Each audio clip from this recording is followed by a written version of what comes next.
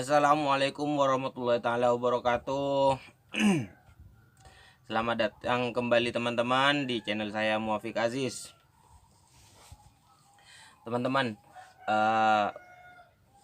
saya punya cerita.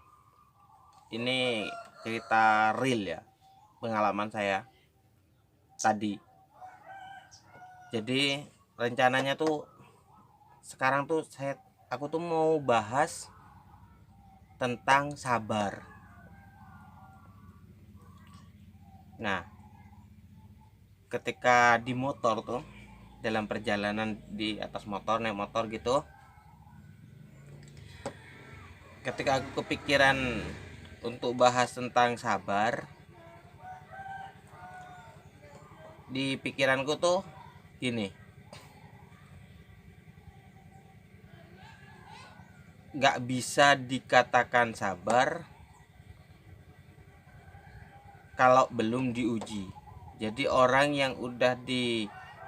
yang bisa dikatakan sabar itu ketika dia menerima ujian terus dia bisa sabar. Nah, kayak gitu yang ada di pikiran aku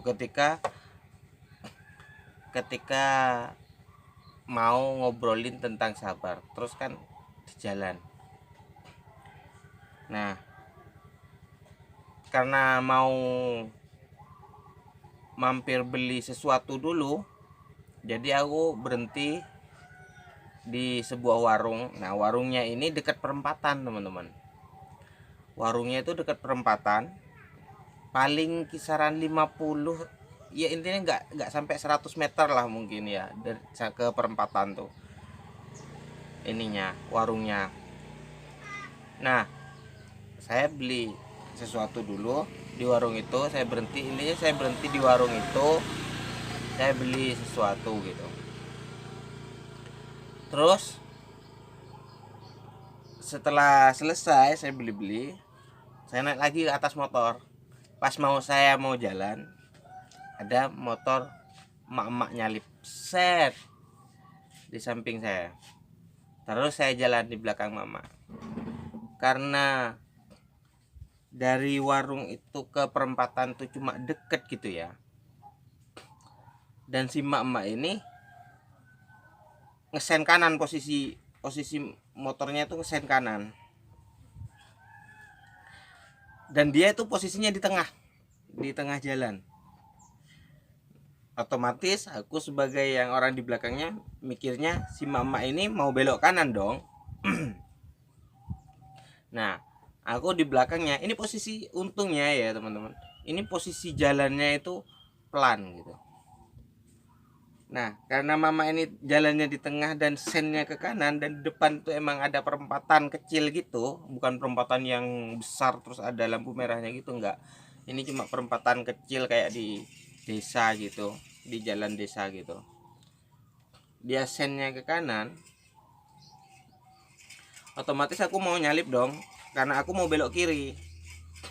Aku mau nyalip lewat kirinya, dan dia posisinya di tengah.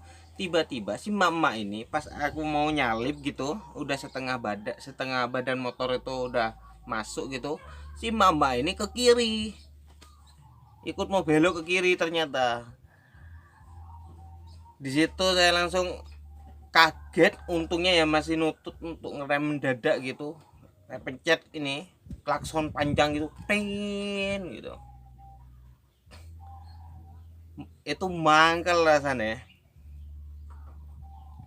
Terus yang lebih kacau lagi tuh, si mama ini apa, berhenti marah-marah. Mama ini ngegas.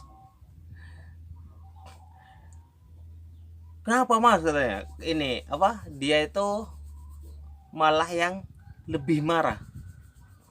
Dia ngomongnya pakai bahasa Jawa tapi tak translatein ke bahasa Indonesia aja ya. Kalau buru-buru berangkat kemarin aja, katanya. Jalannya juga pelan-pelan asli. Untungnya pelan-pelan. Kalau ngebut tuh pasti udah nabrak gitu. Mesti nggak nutut, ngeremnya tuh mesti nggak nutut kalau ngebut. Soalnya udah deket banget gitu. Lah terus tak tunjukin, tak bilangin, lah kok ibu malah ngegas gitu, ini ibu tuh yang salah gitu, ibu tuh ngesen kanan, ngapain ibu belok kiri, tak gitu ya. Teman-teman tahu apa yang lebih mencengangkan daripada itu? Ibunya itu nggak mau kalah, si emak ini nggak mau kalah. Apa yang dia jawab? Aku tuh sengaja ngesen kanan katanya, biar biar masnya itu lewat kanan. Gimana coba? Ada pikiran kayak gitu tuh gimana coba? Kalau dia masih bilang, oh iya aku lupa gitu, aku masih bisa, mungkin aku masih bisa ngerti gitu. Dia itu bilangnya sengaja ngesen kanan biar aku yang di belakang lewat kanan katanya, nyuruh aku lewat kanan gitu, intinya gitu. Iya coba. Aduh, jangkrik. Nah, ketika habis kejadian itu, ya udahlah ya, pokoknya singkat cerita karena nggak mau diperpanjang gitu, udah intinya ya tak jelasin gitu, kalau mau belok kiri sen kiri, kalau belok kanan sen kanan, udah tak jelasin gitu ke mamahnya. Bukan kayak gitu, intinya udah tak lurusin masalah masalah sen itu.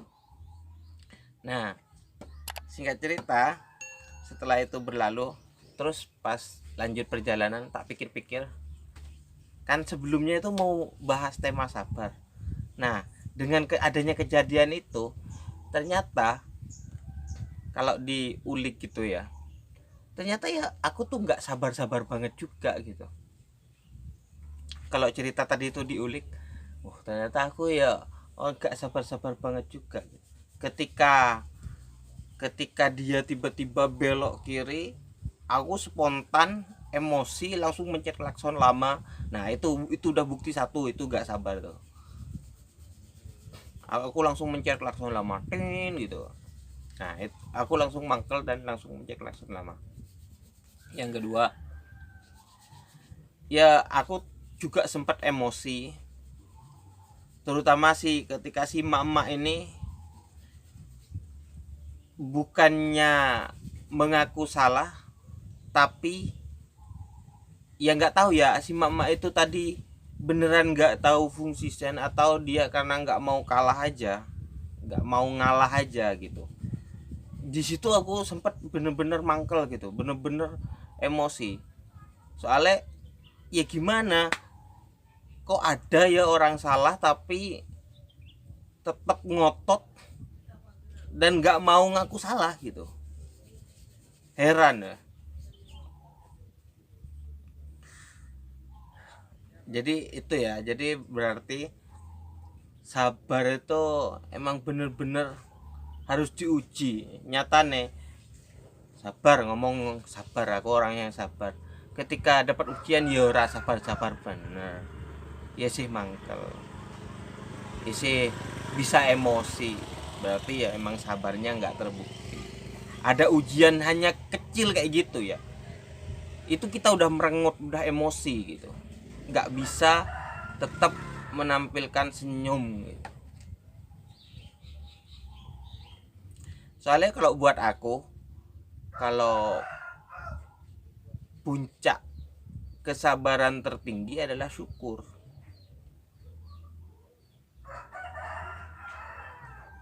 Kenapa? Orang yang sudah mencapai makom itu,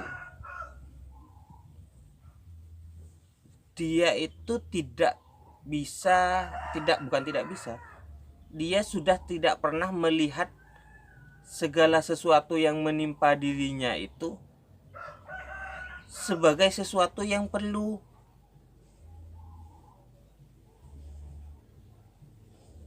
disabari gitu.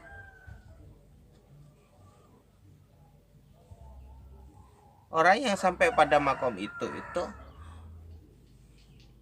merasa segala sesuatu yang menimpa dirinya itu adalah yang terbaik untuk dirinya.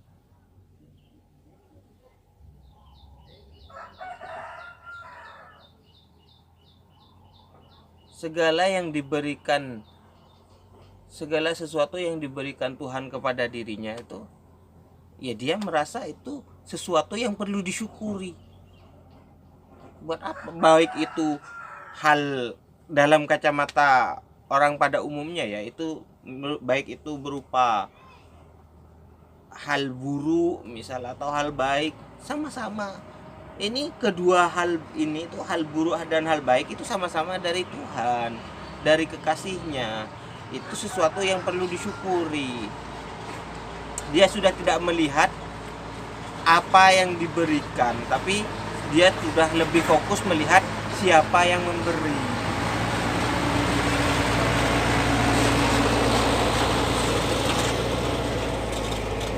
Kalau udah makomnya seperti itu top. Tapi jarang orang kayak gitu. Hanya orang-orang terpilih, hanya kekasih-kekasih Allah yang punya makom-makom seperti itu.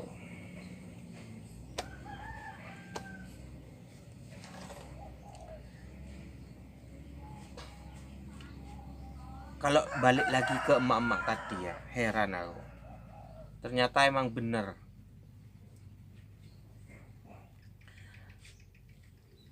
Tentang cerita-cerita sen kiri belok kanan, sen kanan belok kiri itu yang viral-viral di Instagram, di YouTube, itu ternyata beneran adanya. Karena saya tadi beneran ngalamin gitu.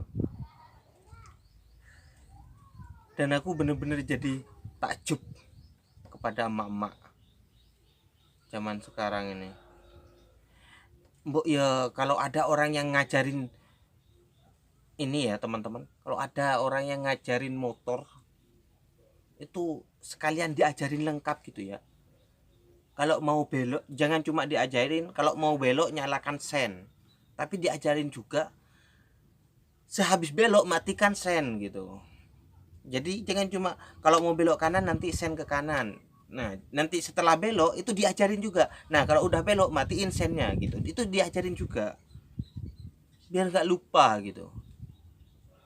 Biar hal nyalakan sen matikan sen itu jadi sesuatu yang otomatis. Soalnya kan sebenarnya ya, peristiwa belok itu mungkin hanya peristiwa 10 detik loh. Gak mungkin kalau sampai kelupaan gitu. Kecuali emang di jalan sambil ngelamun gitu.